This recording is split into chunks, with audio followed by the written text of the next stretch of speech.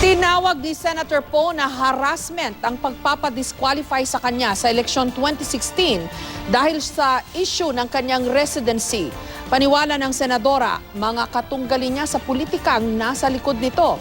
Giit naman ng COMELEC, hindi sila nadidiktahan ni numan. May report si Ivan Mayrina.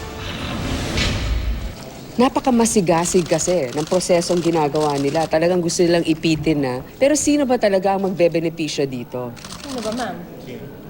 Di yung mga katunggali ko na dalawa, na sigurado ako, may mga taong yun ang nagpaharap ng mga kasong yun. Sino yung dalawa? Alam na ninyo? Alam na ninyo yung mga... Tahas ang sinabi ni Senadora Grace Poe ang dalawa sa kanyang mga katunggali sa pagkapangulo ang pinagsususpetsahan niyang nasa likod umano ng pagpapadisqualify sa kanya sa eleksyon 2016. Tanong pa ni Poe bakit daw hindi naging issue noon sa mga nag-imbita sa kanya maging vice-presidente ang kanyang citizenship at residency, pero ngayon ginagamit na ito laban sa kanya. Parang napaka-imposible naman na hindi niya alam. Noon pa man pinag-uusapan na namin nung nagkikita kami tungkol dito.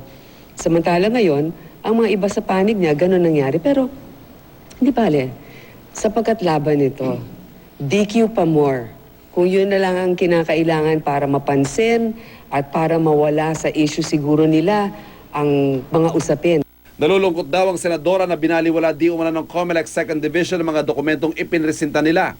Hindi man lang nila tinignan na pinaghirapan pa naming ipunin lahat ng pruweba na magpapakita na ako po'y naririto na noong 2005. Yung markings po sa aking passport, yung aking mga bata na dito na po nag-aral, nanganak po ako dito ng 2004 pa lamang, yung aking tax identification number, yung aking tirahan, yung pagbebenta ng ari-arian sa ibang bansa at lumipat dito ang mga kagamitan, lahat po yun ay binaliwala nila.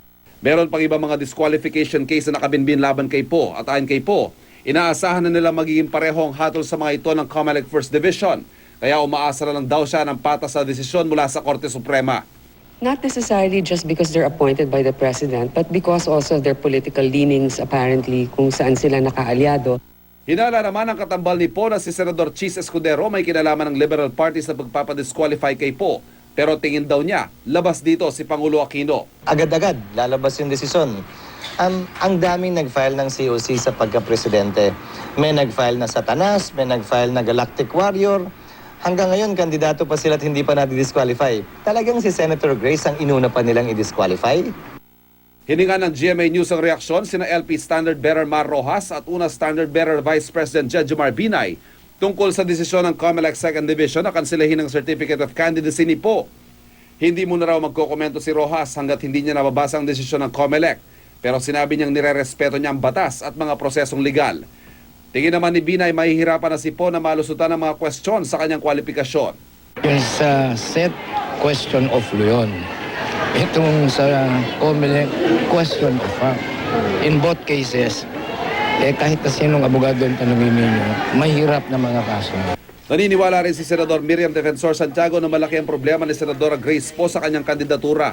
Sa panayam sa radyo kay Santiago, sinabi niyang maging siya ay hindi naniniwalang natural-born Filipino si Poe base sa mga batayan sa saligang batas. Wala pang komento sina Rojas at Binay sa pahayag ni Poe tungkol sa umano'y pamumuliti kalaban sa kanya. Pero itinanggi ng tagapagsalita ng Dama Tuwid Coalition na si Marikina Representative Miro Kimbo na may kinalaman sila sa pagpapadisqualify kay Poe. Anya isang independent body ang COMELEC. Ayon naman kay Moni Laga na tagapagsalita ng una, hindi raw muna sila magkokomento. Git naman ng COMELEC, hindi sila pwedeng mamanipula. Hindi kami tuta ng kahit sino. Ivan Mayrina, GMA News.